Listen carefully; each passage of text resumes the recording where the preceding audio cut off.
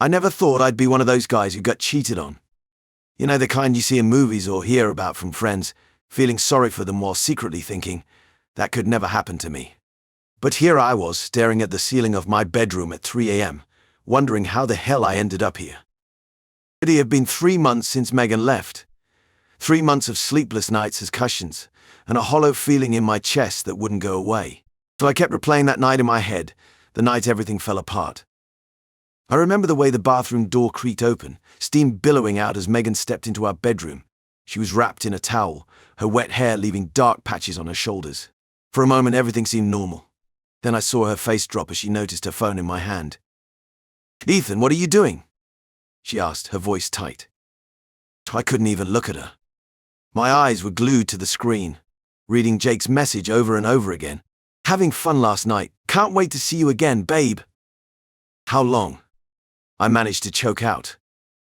Megan's silence was deafening. When I finally looked up, I saw tears forming in her eyes, but I felt nothing. No sympathy, no urge to comfort her. Just a cold, empty feeling spreading through my chest. "Ethan, I'm so sorry," she whispered. "It just happened." I laughed then, a harsh, bitter sound that surprised even me. It just happened. For months. She flinched at my words, but I couldn't stop. "You've been lying to me for months, Megan. Sneaking around with Jake behind my back. And you're telling me it just happened." "I didn't mean for it to go this far," she said, her voice breaking. "I love you, Ethan. But Jake, he makes me feel alive. I think I'm in love with him too." Those words hit me like a physical blow. I stumbled back, sitting heavily on the edge of our bed we'd shared for years, where we'd made love, talked about our future. Now it felt tainted, just like everything else in our life together. "Get out," I said quietly. "Ethan, please. We can talk about this, we can." "Get out," I repeated, louder this time. I couldn't bear to look at her, to see the woman I loved reduced to this lying, cheating stranger. So the next week was a blur. Megan came by to pack her things while I was at work. She left a key on the kitchen counter, along with a note I never read. I heard through mutual friends that she'd moved in with Jake. The thought of them together made me physically ill. So I threw myself into work, staying late at the office, taking on extra projects. Anything to keep my mind occupied. But nights were the worst. That's when the memories would come flooding back. The good times we'd shared, the plans we'd made. So I'd lie awake, wondering what I'd done wrong, how I'd failed her. My friends tried their best to help. They dragged me out to bars, set me up on blind dates. But I couldn't shake the feeling of betrayal, the constant fear that I'd be hurt again. Trust felt like a luxury I could no longer afford. I started seeing a therapist, Dr. Larson. She was kind, patient, and didn't judge me when I broke down in our office, sobbing like a child. She helped me understand that Megan's actions weren't my fault, that I deserved better. But knowing something and feeling it are two different things. One night, about 2 months after Megan left, I found myself at the gym. I was pushing myself hard on the treadmill, sweat pouring down my face when I caught a glimpse of myself in the mirror. I barely recognized the man staring back at me. My eyes were sunken, dark circles beneath them from lack of sleep. I'd lost weight, my cheeks hollowed out. But it was the look in my eyes that scared me the most, a mixture of pain and anger that I'd never seen before. That night, as I lay in bed, I made a decision. I couldn't keep living like this, letting Megan's betrayal define me. I had to move on, had to find a way to trust again, to be happy again. It wouldn't be easy, but I had to try. The next morning, I called my best friend Alex. "Hey man," I said when he picked up. "I think I'm ready to get out there again. Maybe we could hit that new bar downtown this weekend?" I could hear the relief in Alex's voice as he agreed. It was a small step, but it felt like the first time in months that I was moving forward instead of drowning in the past. As the weeks went by, I slowly started to feel like myself again. I threw myself into my hobbies, picked up new ones. I started running in the mornings, the rhythmic pounding of my feet on the pavement helping to clear my head. I joined a local photography club, rediscovering my passion for capturing moments in time. But healing isn't linear. There were still bad days, days when the pain felt as fresh as it had that first night. Days when I'd catch a whiff of Megan's favorite perfume on a stranger and feel my heart constrict. Or when I'd see a happy couple walking hand in hand and feel a pang of envy and loss. One particular day hit me hard. I was at the grocery store mindlessly pushing my cart down the aisles when I turned a corner and nearly collided with another shopper. I looked up to apologize and froze. It was Jake. He looked as surprised as I felt, his eyes widening in recognition. For a moment, we just stared at each other, the air thick with tension. I felt a surge of anger, my fist clenching at my sides. But then I saw something in his eyes. Was it guilt? Remorse? Whatever it was, it deflated my anger, leaving me feeling just tired. "Ethan," he started, but I held up a hand to stop him. "Don't," I said, my voice surprisingly steady. "Just don't." I walked away, leaving my half-filled cart in the middle of the aisle. As I stepped out into the parking lot, I took a deep breath, feeling the cool air fill my lungs. I realized that seeing Jake hadn't destroyed me. It hurt, yes, but I was still standing, still breathing, still moving forward. That night, as I sat on my couch with a beer, I found myself thinking about Megan, not with the usual mix of pain and anger, but with a strange sense of detachment. I wondered how she was doing, if she was happy with Jake, and for the first time I realized that I didn't really care. Her life wasn't my concern anymore. I pulled out my phone and scrolled through my contacts until I found her number. I hadn't deleted it, couldn't bring myself to take that final step. But now, as I looked at those 10 digits on my screen, I felt ready. With a deep breath, I pressed delete. As I watched her name disappear from my phone, I felt a weight lift from my shoulders. It wasn't forgiveness. I wasn't sure I'd ever be able to forgive her completely. But it was acceptance. Acceptance that what we had was over, that it was time to let go and move on. The next morning, I woke up feeling lighter than I had in months. As I stood in front of the mirror, brushing my teeth, I caught my own eye and saw something I hadn't seen in a long time: hope. Hope for the future, for new beginnings, for the possibility of love and trust again someday. But I wasn't naive enough to think that everything would be perfect from here on out. I knew there would still be tough days ahead, moments when the pain would resurface. But for the first time in a long time, I felt ready to face those challenges, ready to start living again, not just existing. But as I headed out the door for my morning run, I paused for a moment, looking back at my apartment. It was no longer the place where Megan and I had built our life together. It was mine now, a space for new memories, new experiences. And as I jogged it down the street, the rhythm of my feet hitting the pavement, I felt a small smile tugging at my lips. I was going to be okay. Not today, maybe not tomorrow, but someday. And for now, that was enough. I stared at my phone, my heart pounding in my chest. A year had passed since I'd last heard from Megan, and I thought I'd finally moved on. But there it was, a text from an unknown number, and I knew instantly it was her. My thumb hovered over the screen, trembling slightly. I took a deep breath and opened the message. "Ethan, it's Megan. I miss you. I'm so sorry for everything. My life's fallen apart since I left you. Jake cheated on me, and I realized what a terrible mistake I made. Can we talk? I want to make things right." I felt like I'd been punched in the gut. All the progress I'd made, all the healing I'd done, it all came crashing down in an instant. I tossed my phone onto the couch and paced around my living room, running my hands through my hair. What the hell was I supposed to do with this? Part of me wanted to delete the message, block the number, and pretend it never happened. But another part, a part one thought I'd buried long ago, couldn't help but feel a twinge of something. Curiosity? Concern?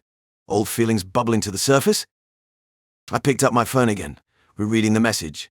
The words blurred together as memories flooded back. Megan's laugh, the way her eyes crinkled when she smiled, the feeling of her hand in mine. But then came the darker memories, the betrayal, the pain, the sleepless nights wondering what I'd done wrong. I sank onto the couch, my mind racing. What did she mean her life had fallen apart?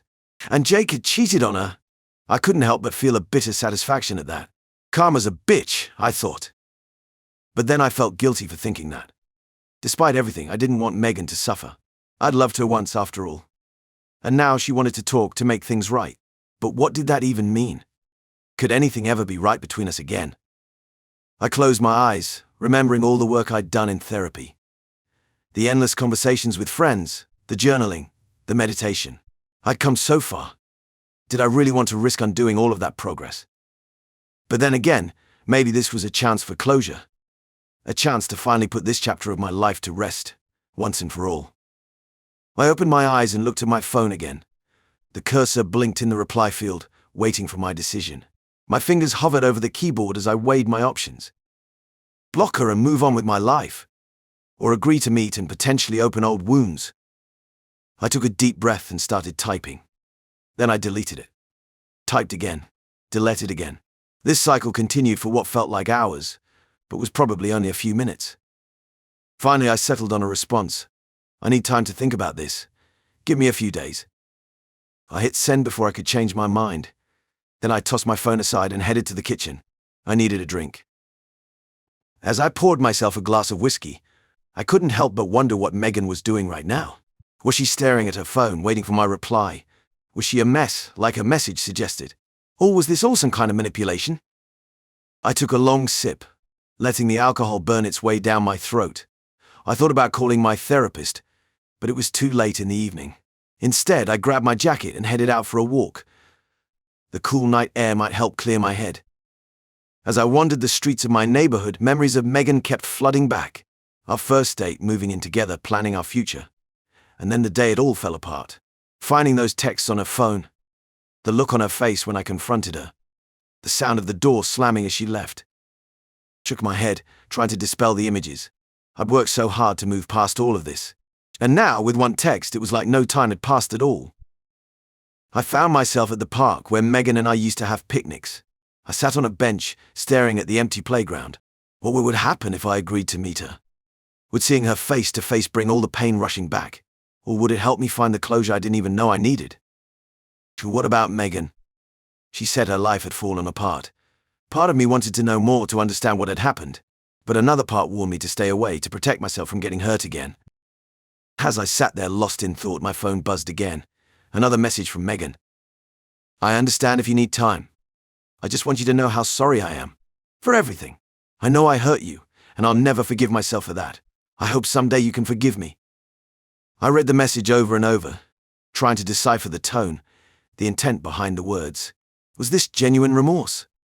Or just another attempt to manipulate me? I pocketed my phone without replying and started the walk back home. My mind was no clearer than when I'd left, but at least the cool air had helped calm my racing heart. Back in my apartment, I poured another drink and sat down at my desk. I opened my journal, something my therapist had suggested to help process my emotions. I began to write, pouring out all my conflicted feelings onto the page. As I wrote, I realized something. Meeting Megan didn't have to mean letting her light to my life. It could be a chance for me to say all the things I never got to say, to get the answers to questions that had haunted me for the past year. But was I strong enough for that? Had I healed enough to face her without falling apart? So I closed my journal and leaned back in my chair, staring at the ceiling. Tomorrow, I decided. Tomorrow I'd call my therapist and talk it through. For now, I needed sleep. As I lay in bed that night, tossing and turning, I couldn't shake the feeling that no matter what I decided, my life was about to change again, and I wasn't sure if I was ready for that. I sat across from Megan in the dimly lit cafe, my stomach churning with a mix of emotions. The familiar scent of coffee and pastries filled the air, but it did little to ease my nerves. Megan looked different, almost unrecognizable.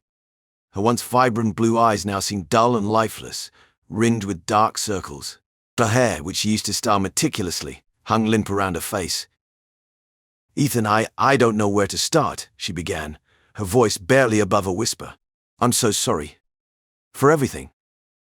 So I watched as tears welled up in her eyes. Part of me wanted to reach out and comfort her, but I kept my hands firmly clasped around my coffee mug. What happened with Jake, it was a mistake. A horrible, awful mistake, she continued.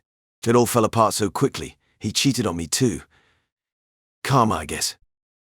I couldn't help but feel a twinge of satisfaction at that, immediately followed by guilt for feeling that way. I've been too ashamed to reach out until now, Megan said, wiping at her eyes. I've changed, Ethan. I've grown. I realize now what I threw away when I left you. I nodded slowly, not trusting myself to speak just yet. I'd rehearsed what I wanted to say 1,000 times in my head, but now that I was here, face to face with her, words failed me. I know I hurt you, she pressed on. And I'll never forgive myself for that. But I want you to know that it wasn't all your fault. I felt my brow furrow. What do you mean? Megan took a deep breath. Cheating was wrong. I know that. But Ethan, you weren't really there in our relationship towards the end. You were always working late, or off with your friends, or buried in your hobbies. I felt neglected. Her words hit me like a punch to the gut. I'd always prided myself on being a good boyfriend. How could she say this? I'm not using it as an excuse, she hurried to add, seeing the look on my face. But I built up all this resentment when Jake started paying attention to me. I felt my jaw clench. Jake. The name still made my blood boil. I just want you to understand, Megan said softly. We both made mistakes. Mine was much bigger, I know that. But maybe if we'd communicated better. I sat there stunned into silence. Was she right? Had I really been that absent? I thought back to our last few months together, trying to see it from her perspective. But every time I started to consider it, the image of her with Jake would flash through my mind, obliterating everything else. Ethan. Megan's voice snapped me back to the present. Please say something. I looked at her. Really looked at her. The woman I'd once loved more than anything in the world. But now, all I could see was the lies, the betrayal. The nights I'd spent wondering what I'd done wrong, why I wasn't enough. I hear what you're saying, I said finally, my voice sounding strangely detached even to my own ears. And maybe you're right. Maybe I wasn't perfect. Megan's face lit up with hope, but I wasn't finished. But Megan, you lied to me. For months you looked me in the eye and told me everything was fine while you were sleeping with another man. Do you have any idea what that did to me? Her face crumpled. I know, and I'm so sorry. If I could take it back. But you can't, I interrupted. What's done is done. Megan reached across the table, trying to take my hand, but I pulled back instinctively. The hurt in her eyes was palpable, but I couldn't bring myself to care. Ethan, please, she pleaded. I've been thinking about you constantly. I regret everything. So we could start over, take things slow, rebuild from the ground up. As she spoke, all I could see was her packing her bags, walking out of our apartment for the last time. The sound of the door closing behind her echoed in my mind, drowning out her words. And I miss you, Megan said, her voice breaking. I miss us. Don't you think we could try again? I looked at her, this woman who had once been my whole world. But the Megan I'd loved was gone, replaced by this desperate stranger. The pain was too fresh, the betrayal too deep.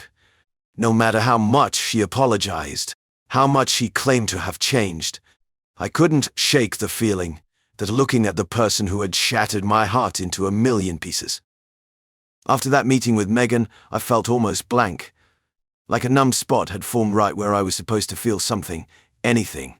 Walking out of the cafe, I thought it would be some grand relief or some sense of finality, but instead, I felt trapped under this odd weight. As I laid in bed, staring at the ceiling, my mind a whirlwind of conflicting thoughts. The soft glow of streetlights filtered through my curtains, casting shadows that danced across the walls. Sleep eluded me, as it had so many nights before. Megan's words from our cafe meeting echoed in my head. You were often absent, Ethan. Neglectful. The accusation stung more than I cared to admit. Was she right? Had I really been so distant? I rolled onto my side, punching my pillow in frustration. Images of our past flashed before my eyes, movie nights where I was more focused on my laptop than her, dinners where my mind wandered to work projects. Maybe there was some truth to what she said. But then the anger surged back hot and familiar. It didn't matter if I had been less than perfect. She had cheated. She had lied. She had destroyed everything we built together with one selfish act. I grabbed my phone from the nightstand, scrolling through old photos I couldn't bring myself to delete. Megan's smile beamed up at me, carefree and loving. God, I missed that smile. For a moment I let myself imagine what it would be like to hold her again, to forgive and forget. The fantasy shattered as quickly as it formed. That Megan was gone, replaced by a stranger who had torn my heart to shreds. I deserved better than someone who could betray me so easily. Didn't I? I tossed and turned for hours, torn between the lingering embers of what we once had and the scorched earth of our ending. When sleep finally came, it was fitful and unsatisfying. The next few days passed in a haze. I went through the motions at work, my mind constantly drifting back to Megan. Her messages came like clockwork, each one a fresh wound. To remember that time we went camping and got caught in that thunderstorm. We laughed so hard once we finally got the tent up. I miss laughing with you. Ethan. I stared at my phone, thumb hovering over the reply button. Part of me wanted to respond to tell her I remembered, to say I missed her too. Instead, I typed out a terse yes, I remember, and hit send before I could change my mind. Another day, another message. I found that playlist you made for our road trip last summer. Every song reminds me of you. Can we meet up again? Just as friends? I just want to talk. My chest tightened. The thought of seeing her again, of being close enough to smell her perfume, was almost too much to bear. I took a deep breath, steadying myself before replying. I don't think that's a good idea right now. Each message chipped away at my resolve. Her apologies seemed genuine, her remorse palpable even through text. But trust wasn't something that could be rebuilt with a few nostalgic messages and teary-eyed apologies. I found myself looking at her profile picture more often than I cared to admit. She looked different now, thinner, sadder. The spark in her eyes that I had fallen in love with was dim. Despite everything, a part of me aches to comfort her, to be the one to bring that light back. But I couldn't. I wouldn't. I had worked too hard to piece myself back together. And Megan had made a choice, and now she had to live with the consequences, just as I had to live with the aftermath of a betrayal. So I remained cold, detached. My responses were polite but brief, never giving her the opening she so desperately sought. So it was clear she wasn't going to give up easily. She had nothing left to lose, after all. But I had everything to lose: my self-respect, my healing, my chance at a future unburdened by the weight of her betrayal. As I sat at my desk one afternoon, another message from Megan lit up my phone. I hesitated before opening it, bracing myself for another walk down memory lane. But this time, her words caught me off guard. "I know I hurt you, Ethan. I know I don't deserve your forgiveness. But I'm not asking for that. So I'm asking for a chance to show you I've changed. To prove that I can be the person you deserved all along. Please, just one more conversation. That's all I'm asking for." So my finger hovered over the screen, trembling slightly. The sincerity in her words was unmistakable. But was it enough? Could anything ever be enough to erase what she had done? I set the phone down, leaning back in my chair with a heavy sigh. The war within me raged on, with no clear victor in sight. The thing about memories, especially the ones tethered to someone you once loved, is that they don't leave you alone. You can be walking home, minding your own business, and then out of nowhere you're hit with something. A laugh you shared, a random touch on the shoulder that meant so much more back then. It's like your brain is trying to remind you of the good things. Almost as if to make you question why you ever let it go. And I'll admit, for a while, it worked. I'd be sitting at my desk working on some client's logo, and suddenly I'd remember that time Megan and I stayed up late, planning our future like it actually existed. Like it wasn't some fragile thing that could be snapped by a single lie. So I'd think about the way she laughed when I messed up an easy recipe, or the way she hummed when we were closeted together on the couch, watching whatever trashy reality show she insisted we watch that week. Those moments, they were the glue, you know? They held everything together, and they creep into my mind, especially whenever I had a quieter moment. I guess that's what happened when you spent so much time with someone. You had these fun flashes that make it hard to see past the wreckage. But then the other side of it would hit. I'd think of the lies. The first time I noticed her being distant. How she'd brush me off when I asked about her day, like I was annoying her for wanting to be part of her life. I'd replay the nights I spent sitting in front of my computer or sketching just to distract myself from the growing distance between us. I blamed myself for being too absorbed in my work, thinking that maybe if I'd paid more attention, she wouldn't have strayed. It wasn't until after the affair came out, after the truth gutted me, that I looked back and realized it wasn't one-sided. I could still see the exact moment when I'd found out. That sick feeling in my gut when the truth clicked into place.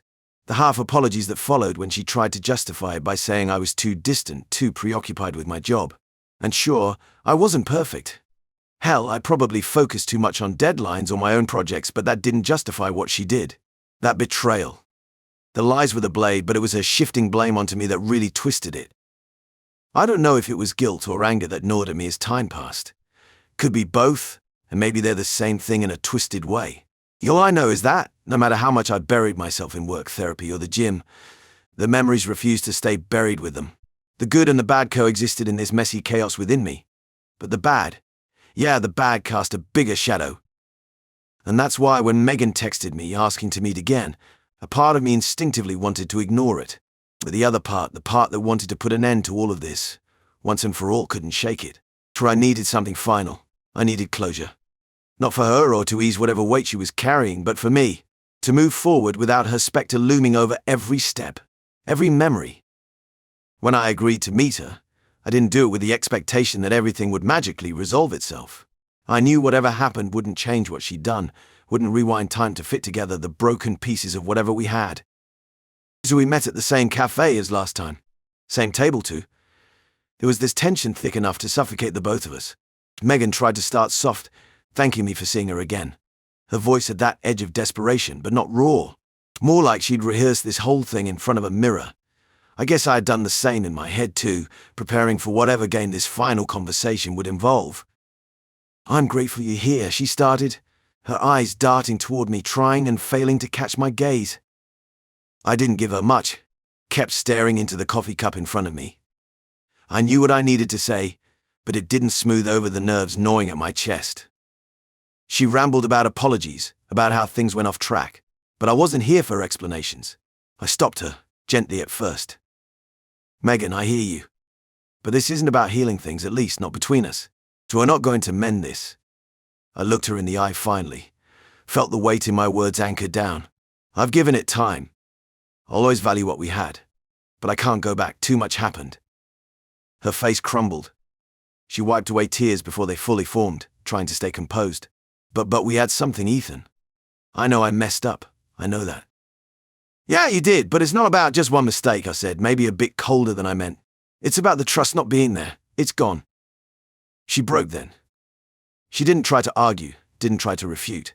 I think she knew. Hell, she probably knew this the moment she walked into this cafe the first time. So maybe even before I agreed to meet that day. I saw her shoulders slump, that defeated look I'd seen her once before in the worst moments of the fallout. "I don't hate you," I said, meaning it. Though it took me forever to get to that place. "But I won't let myself go through this cycle again." She blinked through the tears, a small, choked sound escaping her, but then just nodded. Nothing else. She stood up, slowly pulling her coat tight around her like it was shielding her from the moment. Without another word, she turned toward the door. Part of me thought I'd feel relieved seeing her leave like that, but she still carried that same sadness, that same regret, and it scraped at me a little, even though I knew it wasn't something I could fix. Watching her walk out into the gathering dusk away from me for good this time, I felt, I don't know, lighter, I guess. Not happier, or even content, but it was finally done. I wouldn't be waiting for another surprise text or another desperate reach in the dark from her. And that, in itself, freed up space in my mind that had been weighing me down.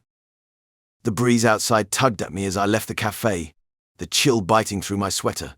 I pulled my jacket tighter and stepped into the wind, exhaling. There wasn't any grand epiphany, no sense of victory. But I could breathe a little easier, at least for now, and that was enough.